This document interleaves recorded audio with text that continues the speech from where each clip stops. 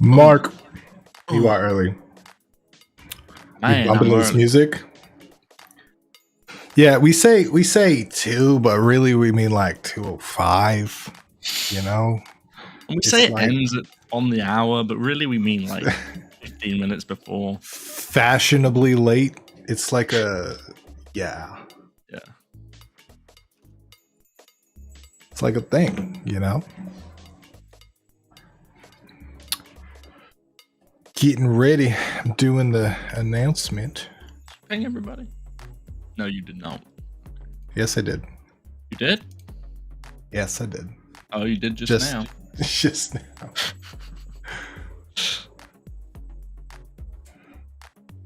Boop. This every time we turn on this chill music, I'm like, yo, I could rock to this.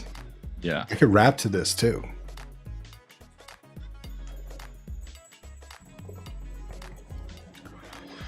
Nick, what up?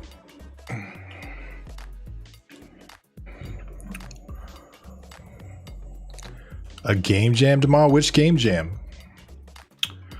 Which game jam?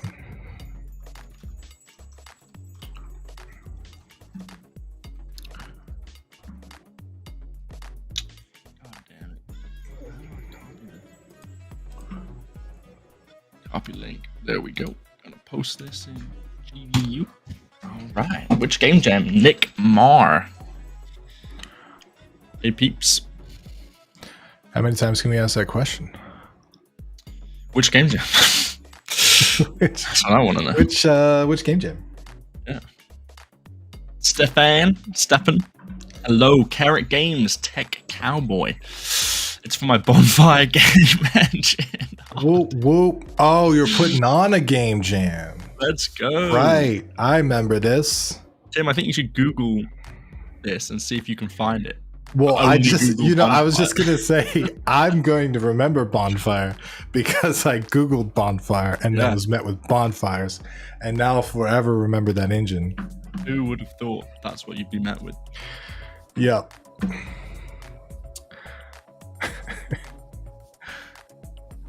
Wrong emoji. What is that emoji? That's like a half moon crescent. Like a necklace or bracelet. Scott, one of the things I want to talk about today is custom engines and stuff and whether they're viable for games and all that. So we'll get into that a little bit later. Maybe Bonfire will come up. Custom engines for games. I watched a real interesting video the other day about why graphical fidelity is ruining games, and one of them was part of the video was talking about how basically every major game studio is moving to Unreal, and how it's got its pros and cons, but this guy was pretty certain that it was pretty much all a con, that everybody's moving to it, and they're kind of monopolizing the industry. And this is a good part of the conversation, bro. Okay, all right, sorry, I'll hold off. Pause that. Let's save it for the people. You're right. Tim has bonfire PTSD. Yup. Yo, bonfires are hot. No, like, okay, here's what I mean by that. I don't know if you guys ever been to a bonfire, but like the amount of heat that radiates off of that thing is a lot hotter than you'd think it would be. Yes. Like if you sit close to it, you can get like burns.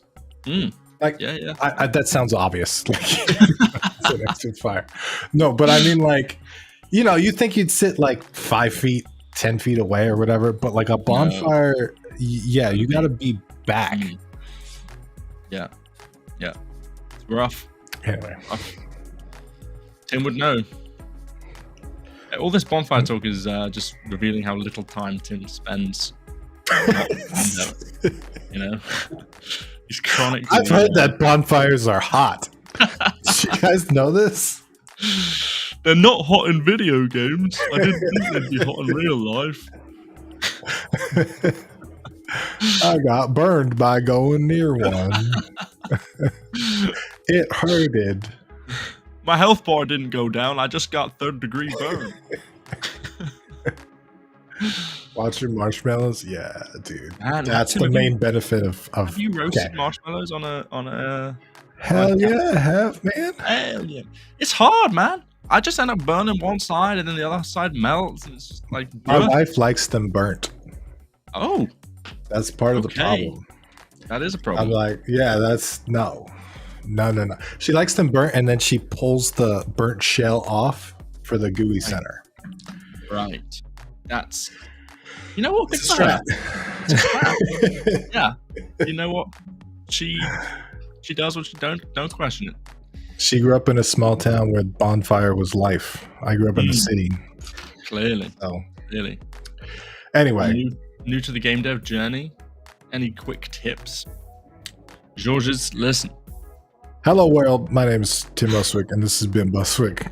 And Bim's got some tips for you in game dev. Hey, we got courses.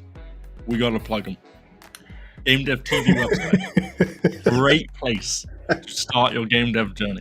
Okay? Number one tip, buy the course. Go there.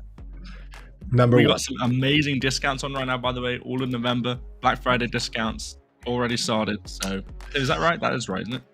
Yes, you have become the greatest shill of all time. Thank you for go to the website. Yeah. How do you say your name? Georges? Georges. If you have any specific questions, we'd be happy to share some tips with you. General tips is harder to. Yeah. Generally getting started, there's a million places you can start. Yeah, GameDev.tv is a great. Just telling you. Tim started trying to kill Halo. I wouldn't recommend that. Actually, not just killing Halo. I was going to kill Halo with a trilogy when I was 14 years old. I was like, you know what? I like Halo. I can make a better game than Halo. You can. At 14. A trilogy. Yeah. Yeah. And so I found this software called FPS Creator. And then I was like, that's the one. That's how I'm going to kill Halo right there. FPS Creator. Wow. Well, George, you could pick a game you love so much you want to see it fall. Recreate that game. You with Unreal Engine? Hey, that's the place to be. Yeah, so okay, enlighten us on what you were saying about Unreal Engine. You were saying the pros and cons of it, and like the video was talking about how a lot of studios at the moment have shifted to Unreal Engine. They listed examples. I don't want to repeat them necessarily, or I am going to repeat them, but I think people correct me if I'm wrong, please, because these may not be accurate. But things like I think The Witcher was going to move over there for future games. Halo, obviously, we talked in a recent stream about how they've actually rebranded 343 Halo Studios. That was crazy. Yeah, Unreal, and they're Unreal, basically Epic, obviously king of gaming right now. Fortnite just dominating the market. King of Unreal Tournament's made an Unreal Engine too. There you go. Right. So Epic have this almost this monopoly really on. Was that a joke that I missed? Did I miss that? Unreal Tournament was the origin of Unreal Engine. Oh right, okay, yeah. Like that's how they made the Unreal. Yeah. Yeah, but Unity I explained my joke now, and it's less funny. Yeah. GameDev.tv website runs in the Unreal Engine. Listen, if you have bugs, send them to Epic. Okay? We can't do anything. Get Epic, they'll fix it. Okay. But yeah, and they were just talking about how the problem with this obviously is that Epic can. It's the same with any monopoly, right? They can instill. They had language. Inclusivity things. They have the ability to, like, if they don't like certain language, like they didn't like slave and master, for example, that dynamic with wording, stuff like that in code and stuff. And they said, we want to change this stuff, and if we're not happy with your project or we're not happy with your code, we can just pull the license from you and bye.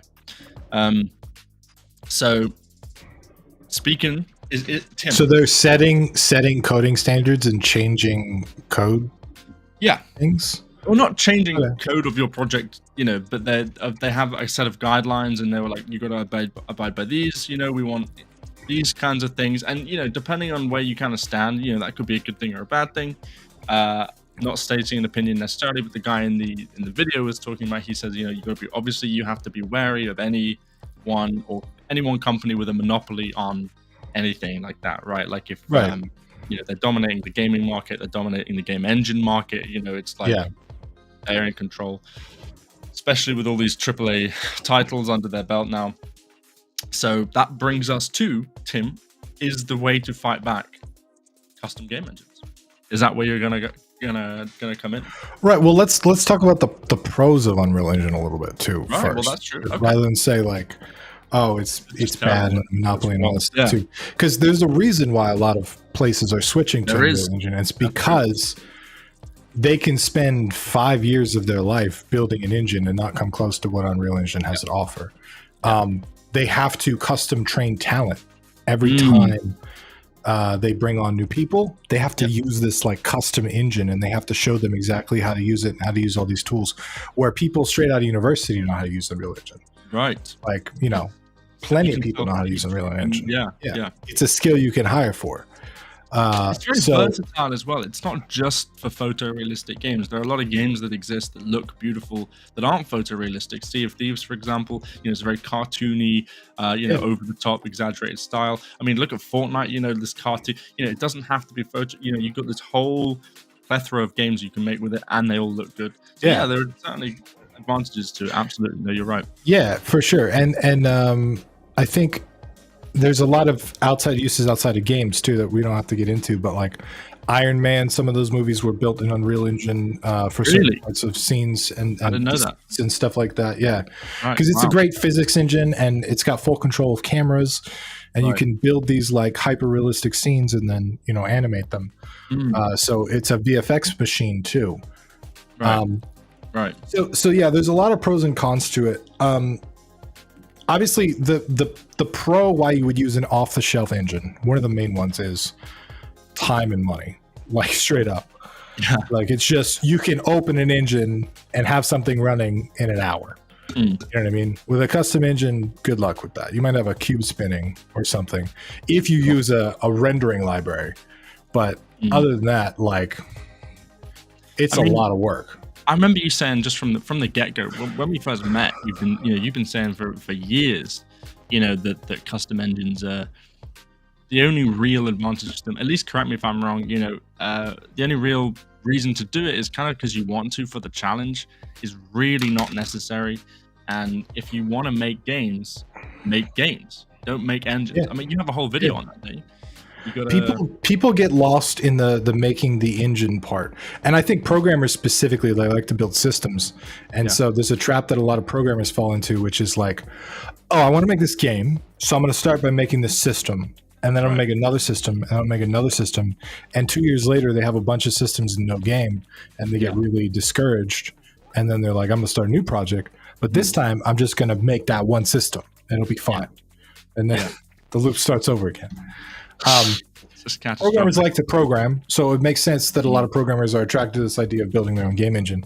But if you want to make a game, if that's your objective, to make a video game, game engine is an off-the-shelf technology that helps you do that. So like, I don't know why you wouldn't save time doing that.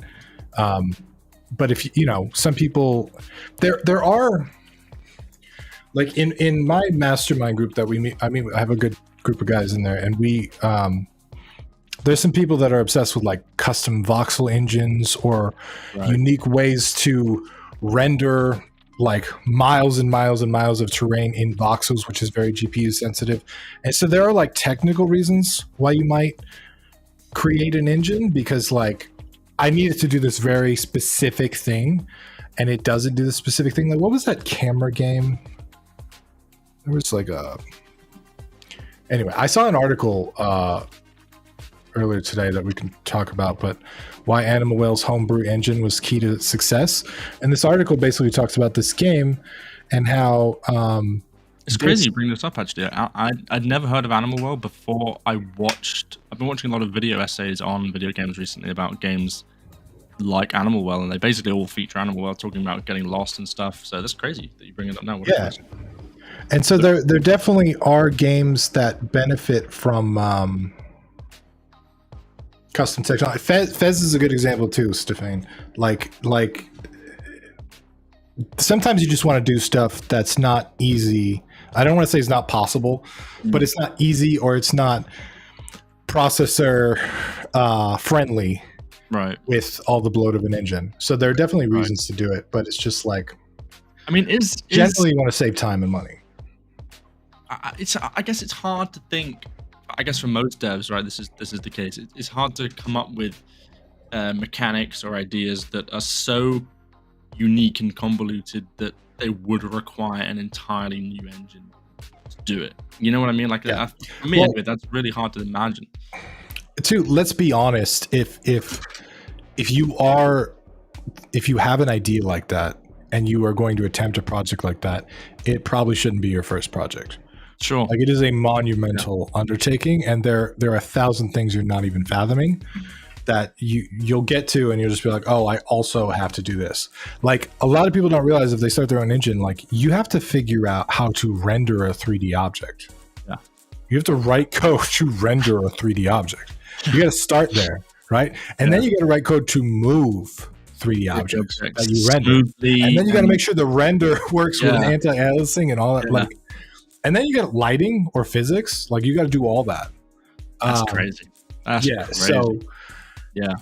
So you know, there are definitely reasons when you would, but it's probably further down the line of your project list. You know. Sure. Yeah. Custom 2D engines are infinitely easier than custom 3D engines. Oh, for sure. An entire dimension. Yeah. Yeah. And actually, if you want to build an engine, but you want to use libraries or off-the-shelf sort of code, you can do stuff quicker, and you know, you can have different results. What is you heard of a game called Noita? No. So this is a game that every single pixel is destructible. All of this entire game is sort of destructible, and it's open to elements. It can catch on fire. You can blow through it. And so this is a game that, like, if you did this in certain engines might not be able to handle this, right? Like, this is a lot of processing, and engines process a lot of things. But if you're going to make something that's complex, you might want to specifically focus on this kind of stuff, right? And prioritize that. So, there's just a lot of reasons why you would, but there's a lot of reasons why you wouldn't either. Start with 2 sticks and rub them together. Hey, if you're going to make your own engine, build your own computer, build everything from scratch with a fire. Mine copper. Yes. Mine your copper. You have to build your own generator for the power. You have to pull the oil. Like one machine in the world, isn't there, that makes the microchips inside like every phone and computer we have? There's like one or two, something like that. A really one small company makes the machines. Right. Yeah. Because it's such a. Have you seen the scale of fucking microchips? It's like insane. The amount, they're like a few atoms wide in some cases. And they have to be in a controlled environment with very specific temperature, with like no dust. It's kind of crazy. This is a whole nother tangent. It's kind of crazy how fragile this whole world ecosystem is. And like something like COVID shows you, like, oh, ships can just stop coming, and then we don't have anything. We don't have PS5s or whatever the hell, just stop showing up. 6 Star. Hello, 6 Star. They say hi. Unity and Unreal would die making that kind of game. Oh, the simulated pixel one. What was that called? Noita. For sure. I mean, I specifically didn't say that because I was like, wait, shit, is this Unity? I don't know. Actually, no. but I'm 99% sure they made their own engine for that, because it's just you have to optimize a process like that, and you don't have full control over an engine like Unity to be able to like pull something off, at least from what I think. Something goes wrong in a custom engine, you're all on your own. Speaking from experience, making your own engine always a lot more in depth than you think it will be. You have to do everything. I mean, look, We think it's enough depth. There's enough depth making a game. Do you really want depth of making? And if you haven't made a game before, right, you can't even fathom the journey ahead of you already. Right. Let alone starting with an engine where, you got to think of all that stuff. Every time you need a feature, you got to like build the feature and then build some sort of editor tool for the feature or code it, in which case it's like really obfuscated and you have to like, oh, I want a tile map. So I have to like, I don't know, code tiles ahead of me or build a drag and drop tile editor, right? Yeah. It's like there's like project over project next to project next to project. It's like it's not ever finished. Really. And that's why it's attractive to some people. So some people enjoy that of like, this is my, mountain fortress that I work on every night and it'll never be completed. Wow. Yeah. And you know what? I can imagine if you did manage it, I imagine that is some level of satisfaction I will never experience. Some level of accomplishment that it's like, wow, you know what? Good for you. Maybe. Sometimes it's depression. It's just like, oh, it's over now. Maybe, yeah. Hey, I'm not suggesting that anybody does that. Don't put yourself through that. Noita's engine is called Falling Everything. Is that a real? You know what? Let's look this up because I'm willing to put money on it. Noita's engine. Oh, it is. Oh, I googled the thing. Falling Everything. Yeah. Can we get more details on this? Yeah. Okay, so this is there's a whole GDC talk on the custom tech. Wow. That's cool. Yeah. Yay me, I'm right. Engine games. I mean, that's crazy. Yeah, that's the kind of thing people would, and especially for that kind of game, that's the kind of unique tech needed to expand that. I feel like you really want to limit. If you want to make a custom engine, you need to make a game like that, or something so unique it needs one. If you can make the game with all the tools available, which let's face it, most of us probably can, would not recommend. Building and, redesigning the wheel. This is a good comment of what Unity can do really well is 3D games at scale, multiple platforms, multiple players, solid general purpose engine like Unreal can do photo real graphics really well. Right. Yeah, so let's touch on that. So this is the other thing is, let's say you spend years building your own engine, right? And it's perfect and it's awesome and you're getting ready to launch your game.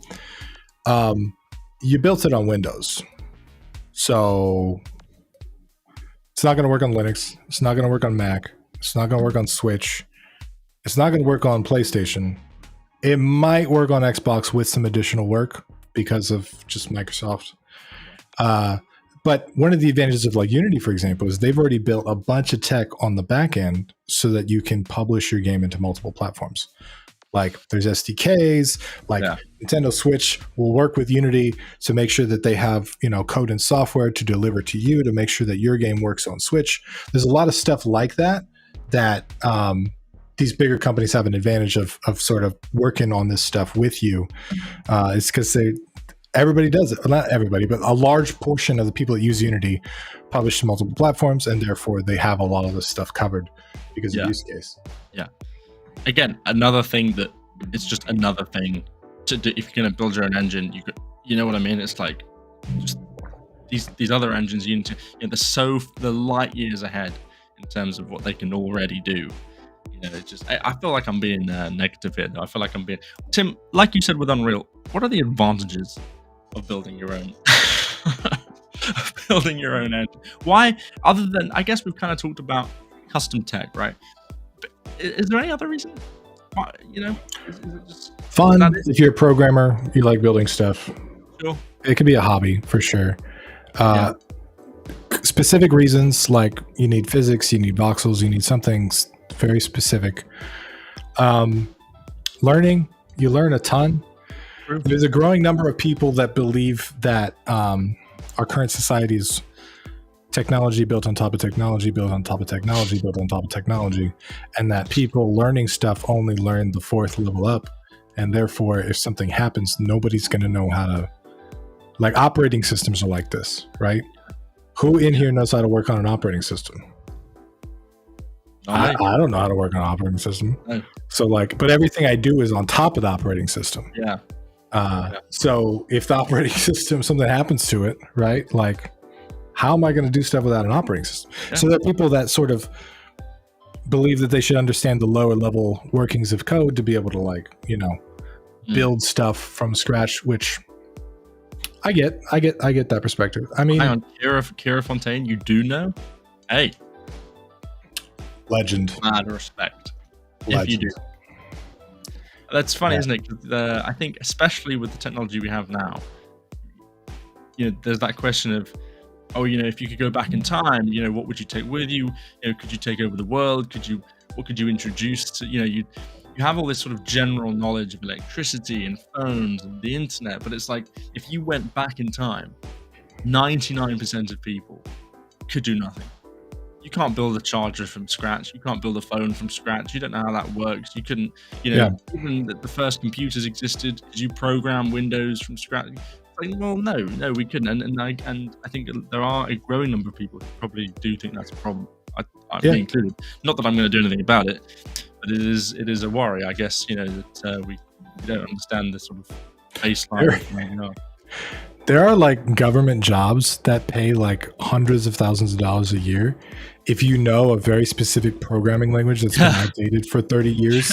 And like it's something they used in the 80s because they have to maintain like these systems that are so old and nobody knows these languages. So, and banks as well, I think. There was that. Did you hear about the Chase money glitch, infinite money glitch thing that happened a few years ago or last year or something like that? Yes. Yeah. Money glitch. Money glitch, right? Infinite money. And obviously the people who did that are in trouble now, but it was something to do with the fact that oh my God, dude. Code that the banks run on is so old, and it's on languages, you know, well, okay, I heard a different version. I heard that they were writing checks, cashing them, and then Chase was giving them the money in their account and then taking a few days to clear the checks. Well, yeah, but that few days thing was like an old code because of old code. So you're making me feel so old because that's how checks have always worked. Well, like ever since I was a kid, you get a check, you put it in, and Chase is like, "Oh, we trust you. We're going to give you the money ahead of time, but it's going to take us a few days to figure out this check." Let me see if I can find it. Comes from like, this is a good example though, because it's literally just not understanding how the system works at all. Yeah, and thinking like, so it's an archaic system that exists for an old reason because we used to use checks, and now new generations come along and they're like, this is like infinite money. Like, I just put a paper in a machine and I get infinite money. Yeah, check fraud, exactly. Like, it's literally illegal. It's like a felony. Oh, here it is. Software bug. Hang on, let's grab it. Where is it? It wasn't a bug. It was a feature. That's the hilarious. It was an exploit. It was an exploit. Yeah, it's not though. It's because checks take like 3 days to clear. Okay. So they just forward you the money. They assume your check's going to be good, and they say, and then if your check's not good, they take it back. Right. Well, there's a video. There's like 2 minutes on it here. I don't know if you want to show this one or what. But it's, I don't think we need to talk about check fraud. We should probably talk about GameDev. It's interesting. I want to just highlight the specific like code that they bring up, like why. I don't know. I'm not going to be able to find it specifically now, but yeah, it's because the code is old. That's the way it's done. But because of that, they exploited it, and then they have to, So. Well, it is old. I mean, but the check system by itself is old. Dude, how many people do you know that have ever touched checks? 2. I'm one of them. Like it's. Yeah. And why did you touch a check? Like, was it? Oh, I want to use this for something, or was it like? I think I got one paycheck once when I was like 16 as a check, and that's it. I've never seen them again. Never touched them. Parents don't even use them anymore. Yeah, it's It's weird. Yeah, you can usually tell someone's age by if they're gonna write you a check or not. Like, dude, balancing a checkbook used to be a thing that you would learn. Like, they would teach you in school that, like, okay, when you write a check for $30, then you take this little notebook and you write down that you spent $30. So then you do the math and you minus $30 from your bank balance, and so you only have $47 left. And that's how you got your bank balance, from a fucking notepad. Oh my god. Well, now people are getting done in for check fraud. All right, someone once tried to have the car license plate of no to avoid getting a ticket by tricking the software, but it backfired hard. Kira, me too. This is why Bim is here, though. Yeah. Because this is gapping the generations. That's crazy. You wrote I used to use checks a bunch of stuff. Actually, I hated checks because, like, there's all kinds of fuckery with checks. But anyway, that used to be how you got paid. Yeah. Before digital. But you want to feel old, people are starting to forget what cash is. Tim, what was that crazy thing you told me the other day that some people these days, some kids these days don't know how to, which I find hard to believe because the layout isn't the same, but some kids these days don't know how to use keyboards because they're so used to touchscreen. Yeah, it's a real problem with the latest generation. Between touchscreens and iPads, and at school they get the iPads, so the touchscreen keyboard's cool, but mechanical keyboards, and it's computers specifically too. Like, a lot of them have never used, like, Windows. Sure. So just Apple devices and touchpads, and But the thing with that, though, is that surely the keyboard layout on the touchpad is the same. Right, it is, but this is a different skill than this. Right, yeah. Like, nobody types on their iPad like this, really. That would be weird. So, yeah. I've touched checks, but never checked. Hey, I see what you did there. See what you did there. They're all used to mobile, so Windows and Mac OS trip them up. Hey. Yeah, it's I don't like it. It makes me feel old. But it's the kind of thing that you don't expect to change as you get older, right? You're like, this is just the way it is. This I can see changing. The world is moving fast, man. Dude, in the last 20 years, we went from payphones to smartphones. Smartphones didn't exist like 20 years ago. Touch screens weren't a thing. Like, the closest we had to a smartphone was like a Palm Pilot. Which could barely do anything. You had to hook it to a modem or whatever. Like, yeah, it's come a long way. My first phone was not a touchscreen. I remember that. I was born for the chat, born in the year 2000. So I'll never forget my age because it's always just the last two digits at the end of the year. But I kind of watched as I grew up. I did watch that. I know I'm so young, whatever. But I did watch that transition. I remember the BlackBerry was a thing for a while. You know, I saw the. I'm trying to fit in with the old people here. It ain't working. You'll remember the BlackBerry? Kids. Came to hear about Stream. PDA, yeah, dude. Oh man. Okay, so anyway, the way this is relevant to game dev is times are changing, and if you want to build a really successful game across multi-platforms, you have to take some of this stuff into account. Yes. Right? A lot of people don't realize, especially gamers in quotes, don't understand that most of the gaming is mobile now. Most of it, by far. So yeah, you can make a successful game on Steam, right? You can make millions and millions of dollars on Steam.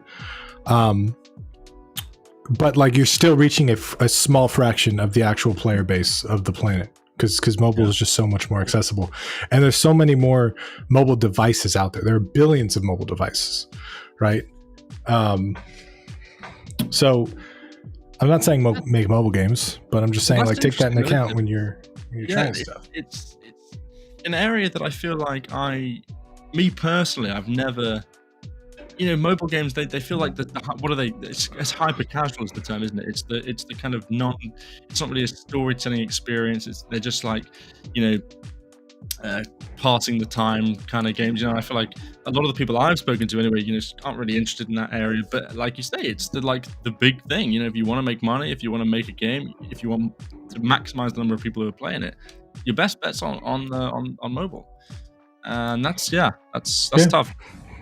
Well, and one of the advantages of an engine, by the way, is that making a mobile version is pretty easy. I mean, sometimes you got to do some UI work and touchscreen work. Yeah. But if you design it from the ground up to be mobile and PC friendly, like, you don't got a lot of work to do on the back end to make it compatible. Yeah. And hey, honestly, I would love a mobile compatible engine. I know that's asking for a lot. I've got one for you, Bim. You do. Hold on, you ready for this? Hey. Hold on. It's not saying that Bonfire already works on iPad. No. No?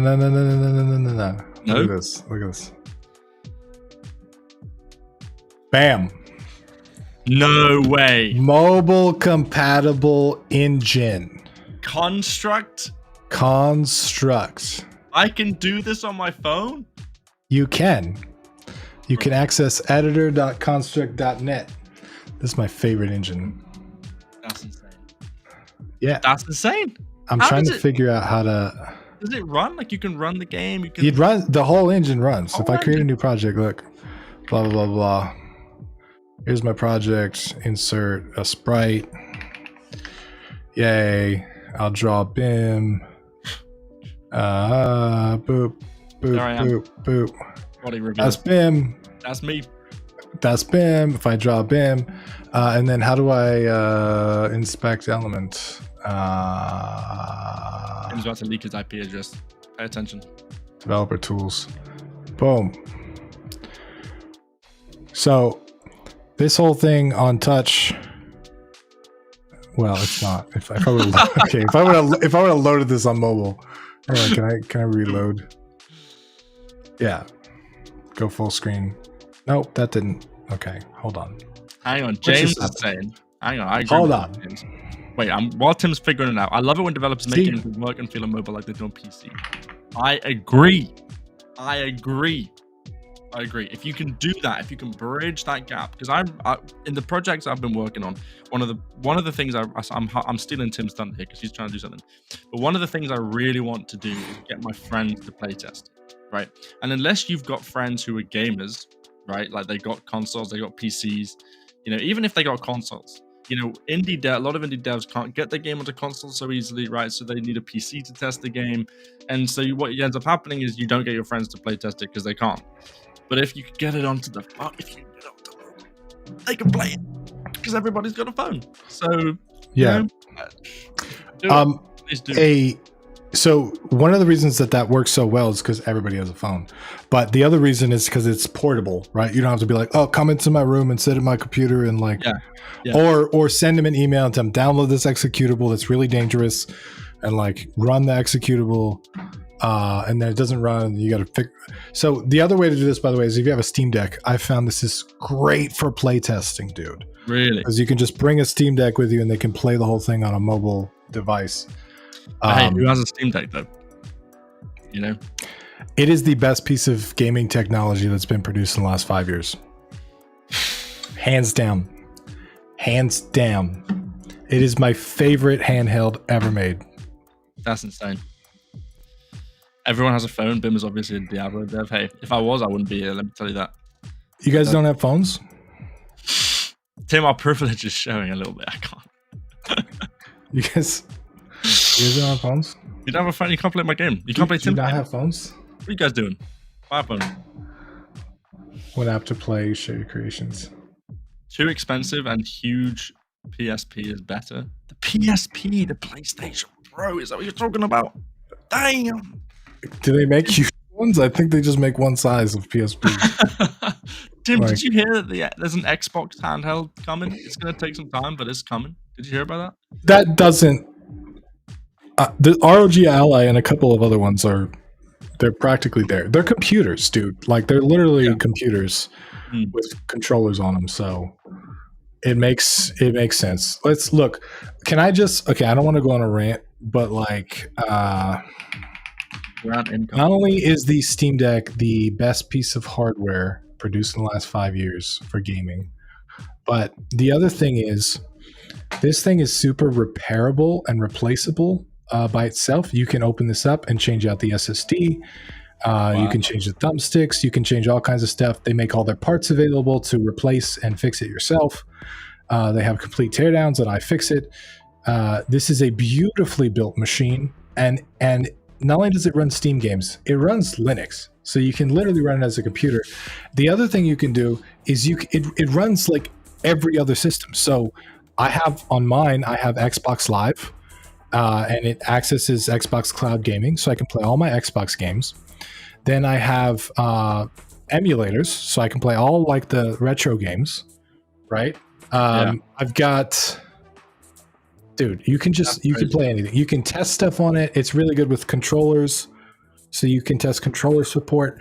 What's crazy though is when you develop a game with controller support, it almost always natively works on Steam Deck, like with no changes. So I played my own game that didn't have Steam Deck support on the Steam Deck, and it worked flawlessly, which was, from a developer perspective, amazing. And they have a special edition white one now. I wish the Steam Deck came with an OLED screen. Well, hang on, Tim, did I not just see OLED included? Yeah, you got OLED. Yeah. You got, I mean, it's a different version. I have the LCD version because I literally bought one of the first ones that came out. Like I was on the pre-order list. Right. But I wish I would 100% trade mine currently for an OLED. Wow.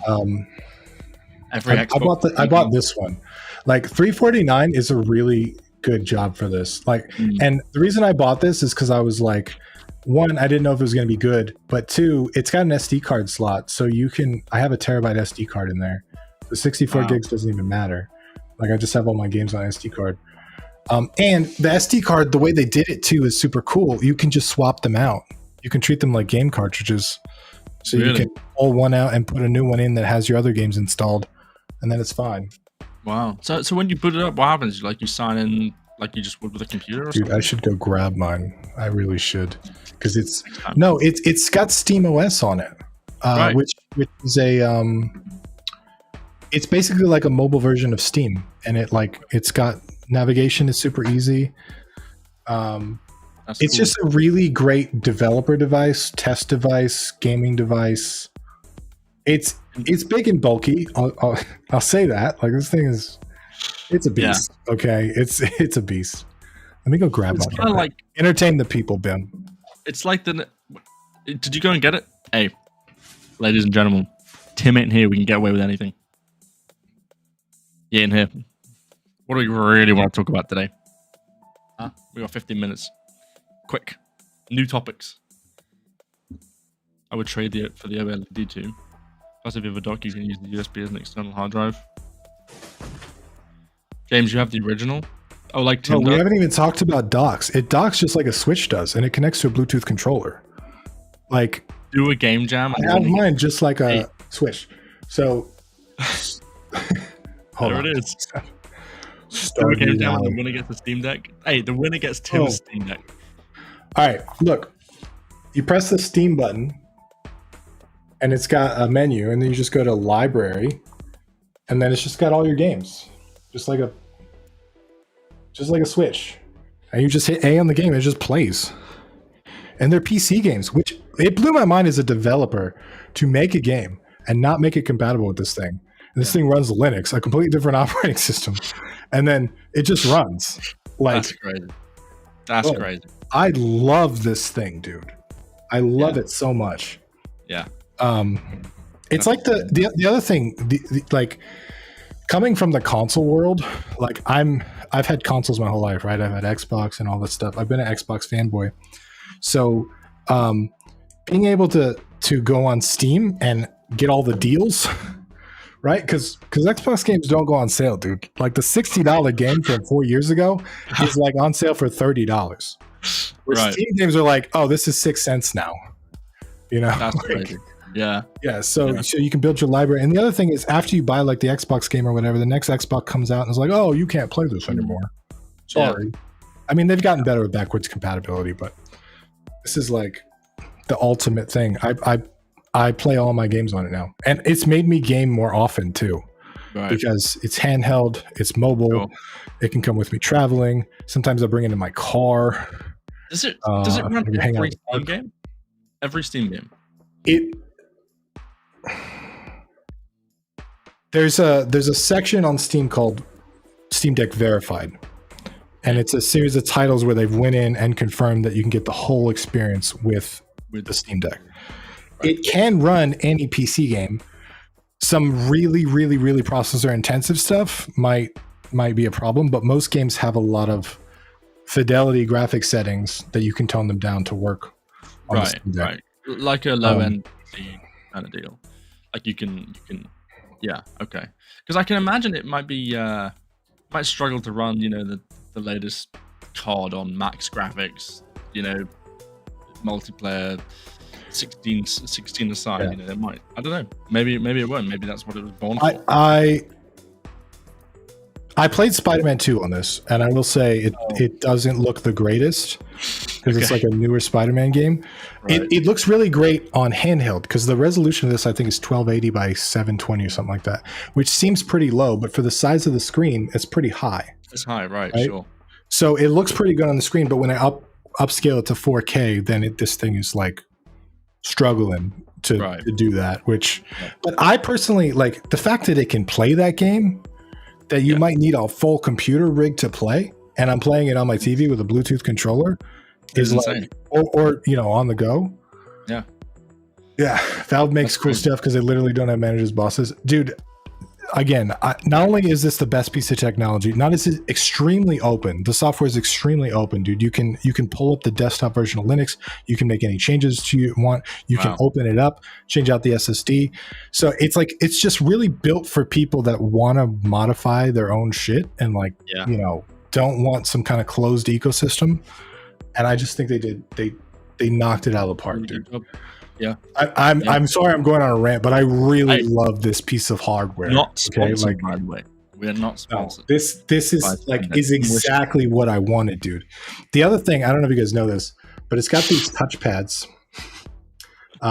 These are touchpads, and they've got they have haptic feedback in them. So as you're scrolling, you feel like these rumble feelings a little bit. So it feels like you're scrolling a scroll wheel. Right.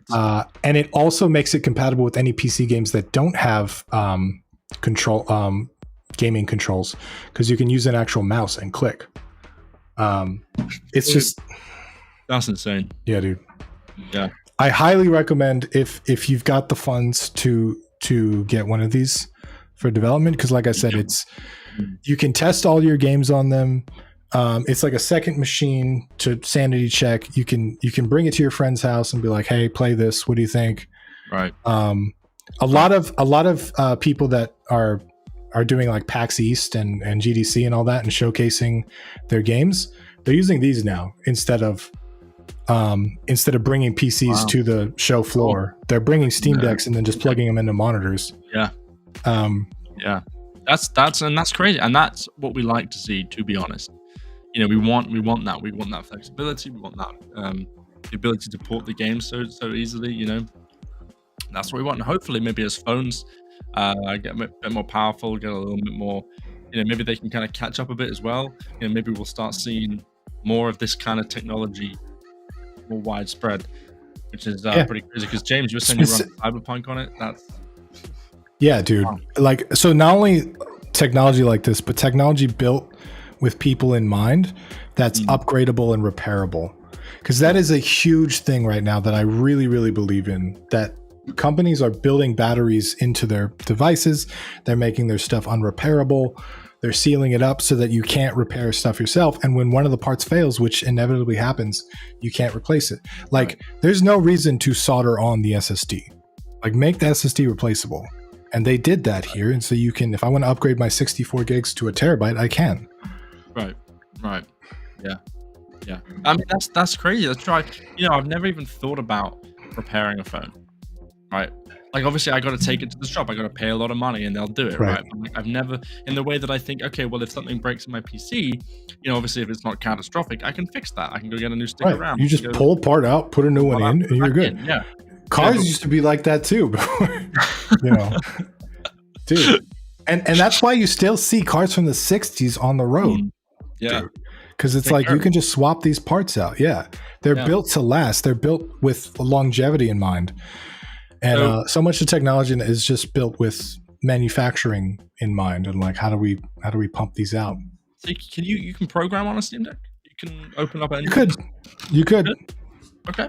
Look, it's got a full here, I'll show you this. First of all, it's got a suspend feature too, which is amazing. If you're in the middle of a game and you hit the power button, it'll suspend the game and turn off the device. And next time you hit the power button, you're back in the game immediately. Like where you left off. But look at this. You hit the Steam button, you go down to power, you go to switch to desktop. I got my brightness turned way down. But this is a full desktop environment, dude. It's like a full PC on Linux. Wow. I can program and do whatever I want here.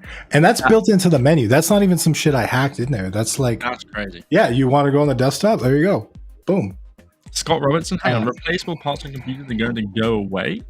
Hang on, unfortunately they have to. There's too many limits on BUS speeds that needs solving. Tim, what do you think about that? I don't know. I don't know about that. I don't know what that even means, to be honest. While I believe you can get better speeds by putting stuff together, and I think that will happen. Like people be like, oh, here's a motherboard with a built-in SSD. It's already happening. I don't think it's going to go away for a long time. I think it's such part of PC culture that I think they'd have trouble doing that. But I'm sure companies are going to try. Put the memory on the board, so they could unify and exponentially increase the speed.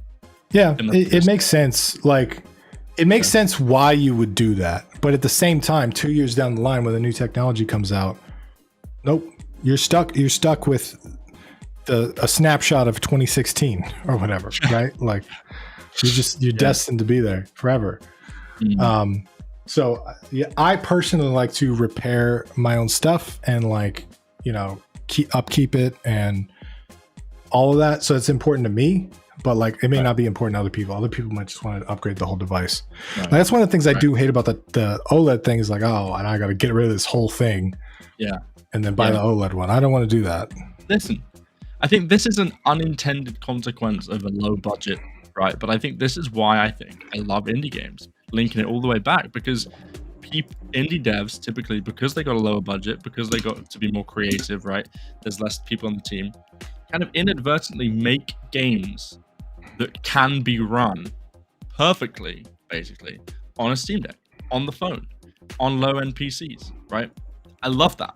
And I think that's something that AAA companies they don't really think about that. They want to push technology to the limit. They want to cram every 4K texture in that they can. But indie development kind of inadvertently leads to Tim being able to brag about his Steam Deck as much as he can because games run so well. I'm just it's not what I expected. That's the thing. Is I expected another Nintendo handheld or another Xbox handheld. And what I got was just a completely open, well-built, beautiful machine that feels like it was built by engineers for engineers. And so I'm just really, really, really happy with the way they did those things. I'm for real. I don't know anything about the Steam Deck. Well, hey, if all you're knowing about the Steam Deck is what Tim's told you today, if you haven't bought one tomorrow, all right, that was his goal. I wish I could monetize that because I would evangelize this device, man. I love this thing. Winner gets Tim's Steam Deck. Hey, that's what I'm saying, dude. Tim, come on, we got to please the people. Winner gets your Steam Deck. Winner of the game. If you can, the way we'll do this is we'll do a game jam, right? And whoever's game can run the most optimally on Tim's Steam Deck. How about we don't give away my Steam Deck and I keep my Steam Deck and it's awesome. Right. Because I love my Steam Deck. Theoretically, that's the in fact, that would be a fun challenge actually. Nobody gets Tim's Steam Deck, but Tim plays all of the game jam entries on his Steam Deck. I don't know how that would be possible. I'm sure we can figure out a way. But so I can get all the viruses on my Steam Deck. All the viruses. That'd be something. Tim has to sign it. Yeah. That's crazy, man. I love that thing too much. It's got a special place in my heart. It does. It does. Although the white one, though, I do like the white one a lot. So many people have broken MacBooks and they're told to buy a new one when the problem doesn't warrant it, like a loose connection or something. Yeah. You know, and Stefan, like you're saying, you know, like we've been talking about, it's something, honestly, I've not even considered it. You know, I guess I just took it for granted that some technology you can repair yourself and some you just can't. But actually, Tim, like you're saying, with the Steam Deck, it shows that actually, you know, these smaller devices, things like phones, iPads, tablets, right, they actually probably could be opened up and fixed. If it was a priority. Yeah, but it's not a priority. And it's actually, the thing about this is it actually cost them extra money to do this. Right. They could have made this thing for cheaper if they soldered on the SSDs and they did a bunch of stuff like that and made it less repairable. But I think they did the right thing for the consumers, which is like, hey, we think this is going to add value to you, and therefore, you know, and they knew their audience, like at PC games, right? They get that this would be important to their people, whereas someone owning a Switch probably wouldn't value that as much. Right. Is the Switch is that more like mobile? You know, is that less repairable? That's more like go buy a new significantly less repairable. Right. And I'm not going to go on a rant about stick drift, but they refuse to change their thumbsticks that continually go out. Wow. Yes, they degrade very rapidly. Yeah. The white one will show more dirt. That's true, Devious. Honestly, I've found that with shoes, man, and clothes and anything white painted, right? If except cars. Cool. Huh? Except cars with gloss. Except white cars look way cleaner than black cars of the same dirtiness. People don't gloss their white cars, I find. Well, it comes with a clear coat from the factory. Dude, maybe you're right. Not the cars I've seen. Not the cars I've seen, I swear. I've seen white cars on the street. They're dirty. It's like those like white dogs. Hey, now listen. No offense to anybody who owns one of these things, right? But you seen those like little scrappy white dogs, and they're covered in like mud, you know, and like you can't get it off. This is just a stream of random rants. You've seen those scruffy white dogs? Let me tell you about them. We talked about the Steam Deck and games long enough. I want to talk about. I did. I talked about it too much. But scruffy white dogs, though, covered in mud. They need to be cleaned. Who's not cleaning the white dogs? Cleaning the white dog. I know. Hey, couldn't be me. Steam Deck confirmed as dishwasher safe as they come. Tim definitely puts his Steam Deck in the dishwasher. That's I'm gonna hug it. It's mine. Nobody's getting it. I'm getting scared because this is sitting on my my mantle with like my TV and all that, and like my daughter's looking at it, and she's gonna be walking soon, and I'm like, oh man, don't grab it. I gotta find a different spot for that. Don't grab it. Dark green cars look good for longer between washes. Thank you, Gingerbeard Geek. And you know what? I think Tim should get a dark green Switch for the same reason. Wait, just tuned in. I'm getting a dog. A white, scruffy, muddy dog. Yeah. And a white Steam Deck. And a white car. Steam Deck looks ginormous. No, I just have a really small head. Okay. It's just a really tiny head. That's fine. Okay, this thing is massive, dude. That is the one thing. Like, this thing is massive. Dude, like, I had to get, man. That's like, it is for sure. I had to this case I have on it that curves with it. If you put this in a regular case that just like is like a brick shape, I barely fits in my backpack. That's how big. So I was like, I need this extra room between these handles to like actually put other stuff in there. That's crazy. So what, the default case is just a block? That's not useful. It comes with a case, but it's like a block case, and it's just like, it's really bulky. It'll keep it safe, but like, the thing is massive. All those skulls in the back are Tim's past co-hosts. Hey, you'll never hear me disagreeing with Tim for that reason. They went on the wrong rants. Yep. They said bad things about the Steam Deck.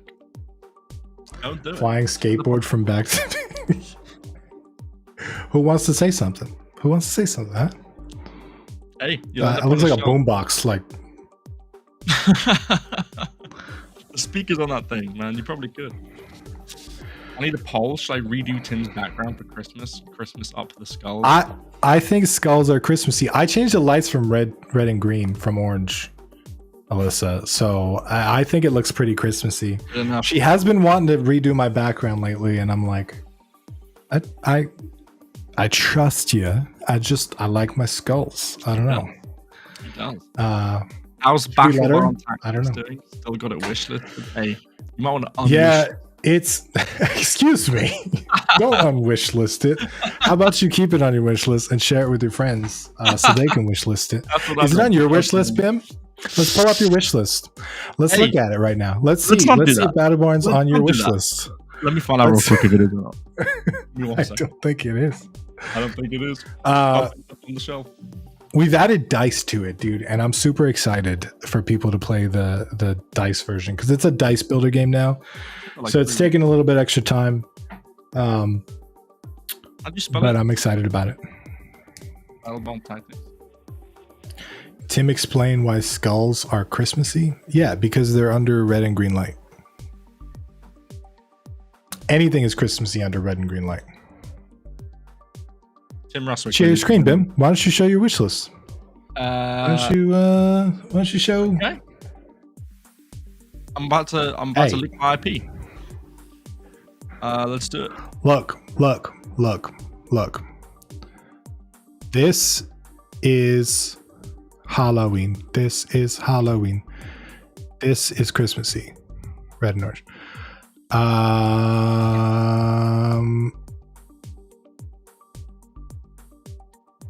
Why wasn't it on your wish list, Ben?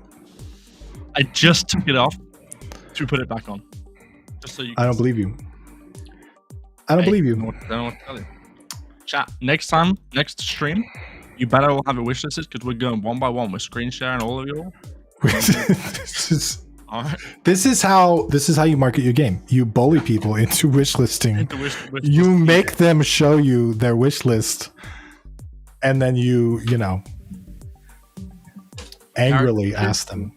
It is cool. Copy page URL. If anyone's interested, who knows when this game's coming out? I don't. Tim knows. Right, but it's there. It's coming out exclusively on Steam Deck in like 10 years. So, yo, my last game took me 4 years. This game is going on 4 years. So